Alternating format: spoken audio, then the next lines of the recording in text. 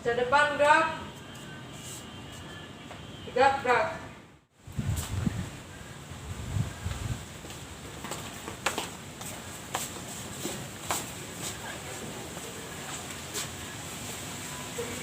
Assalamualaikum warahmatullahi wabarakatuh. Waalaikumsalam warahmatullahi wabarakatuh. Apa kabar anak-anak? Alhamdulillah luar biasa. Tetap semangat, terus belajar. Yes, yes, yes, merdeka. Baiklah, semangat sekali. Berharap nanti sampai akhir semangatnya seperti itu. Jadi sebelum kita memulai pelajaran, ada baiknya kita melihat rangkaian dulu. Jika ada sampah, boleh dibuang ke tempat sampah. Tidak ada, Bu. Bagus, sudah rapi semua. Sebelum kita memulai pelajaran, ada baiknya kita berdoa. Ketua kelas silakan pimpin untuk berdoa. Baiklah teman-teman, sebelum kita memulai pembelajaran ada baiknya kita berdoa. Berdoa dimulai. Berdoa selesai. Ada yang tahu kenapa ibu menyuruh kalian untuk berdoa terlebih dahulu? Saya Bu, Ya, kepada Asri. sebagai sikap rasa syukur kepada Allah. Ya, benar sekali. Kemudian selanjutnya kita ngecek hadiah terlebih dahulu. Ada yang tidak masuk hari ini? Biar semua Bu. Masuk semua, Bu. Bagus, pintar sekalian anak ibu sudah hadir pada pembelajaran pagi hari ini. Kemudian kita akan menyanyikan lagu nasional.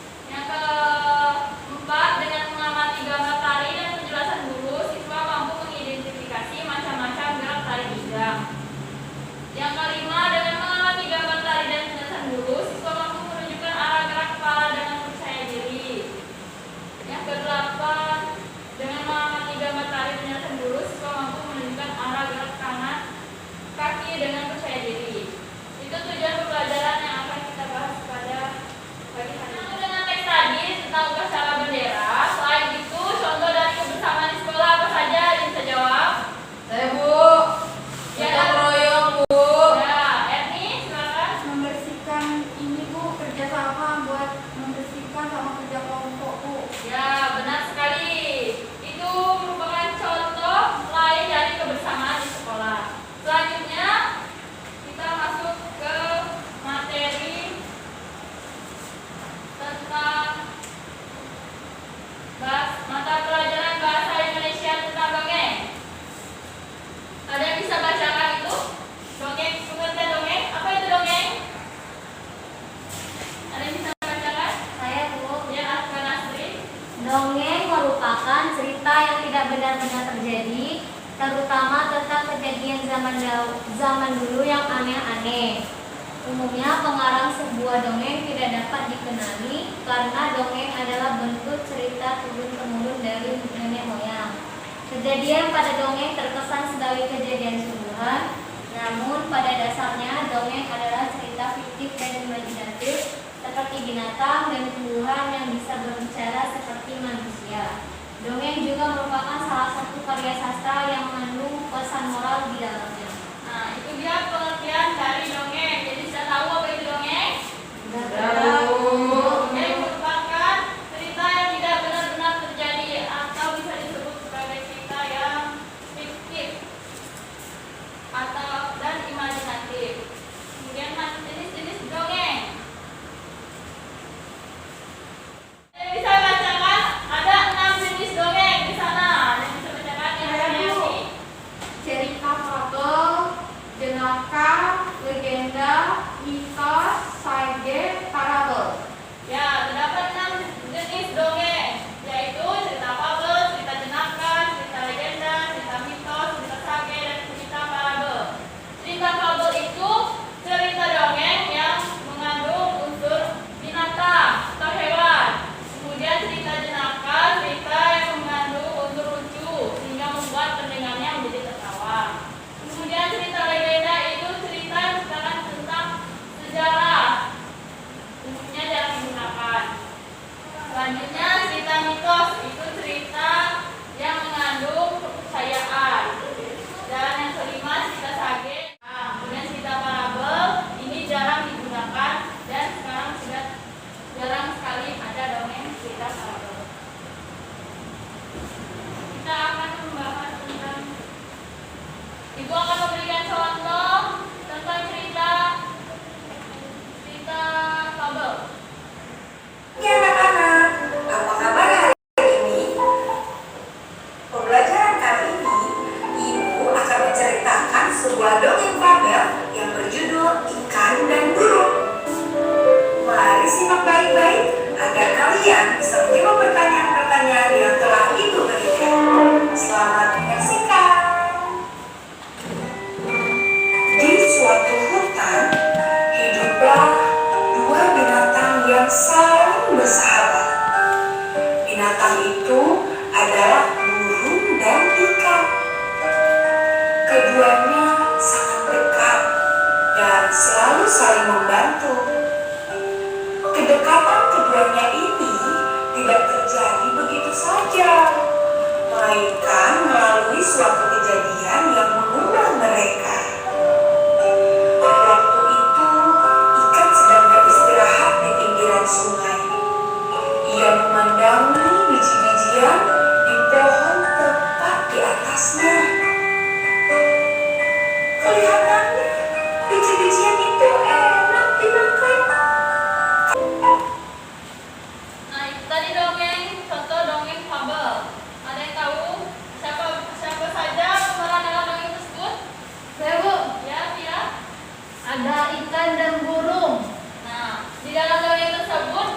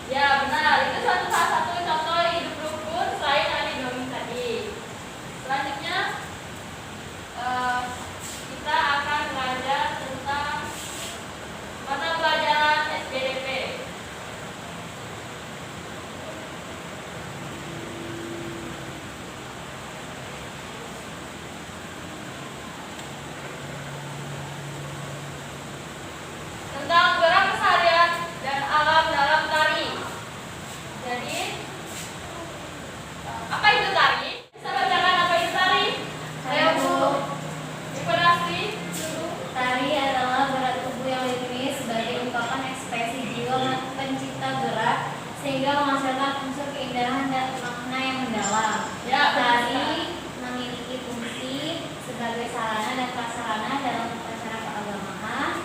Bali merupakan salah satu contoh daerah di Indonesia yang masih konsisten dalam penerapan kebudayaan dalam kehidupan sehari-hari. Ya, benar sekali. Tari adalah gerakan tubuh yang ritmis sebagai ungkapan ekspresi jiwa, pencipta gerak sehingga menghasilkan unsur keindahan dan makna yang dalam. Dan fungsi tari itu sebagai sarana dan prasarana dalam upacara keagamaan. Jadi tari itu mempunyai banyak macam gerakannya.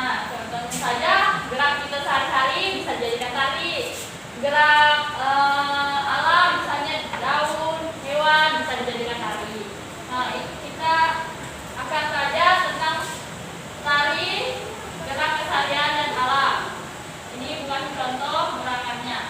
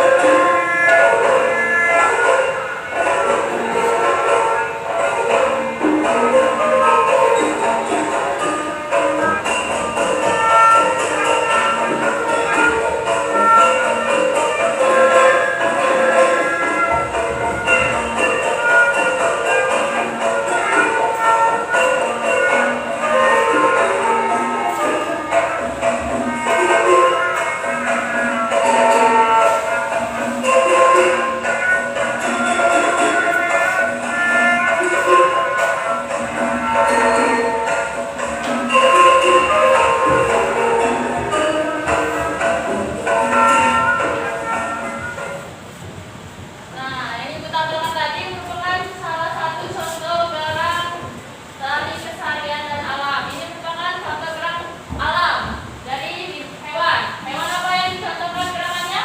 Hewan pijat.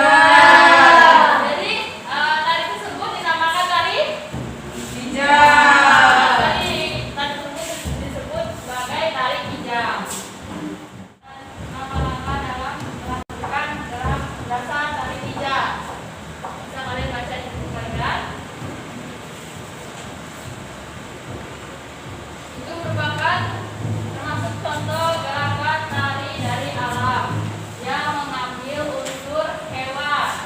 Selanjutnya, itulah pembelajaran kita hari ini tentang mata pelajaran bahasa Indonesia dan SPDP. Tentang bahasa Indonesia tadi tentang apa? Tentang dongeng. Kalau tentang yang SPDP tentang apa? Tari. Nah, baiklah, sebelum kita tutup, Ibu punya soal. Kalian bekerja berkelompok. Silakan membagi menjadi 2 kelompok. Ada 3, ada yang berdua ya. Yang berdua. Jadi Mira, Erni, Erta, kelompok 1. Asri dan Diana, kelompok 2.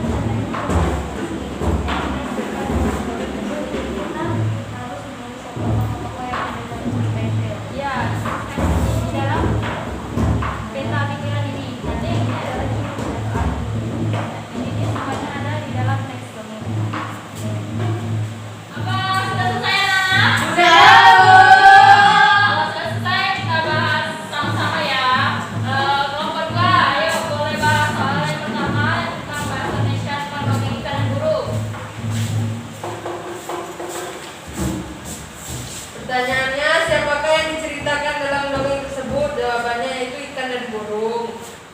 Pertanyaan yang lain yaitu apa kesulitan yang dihadapi ikan? Ikan berusaha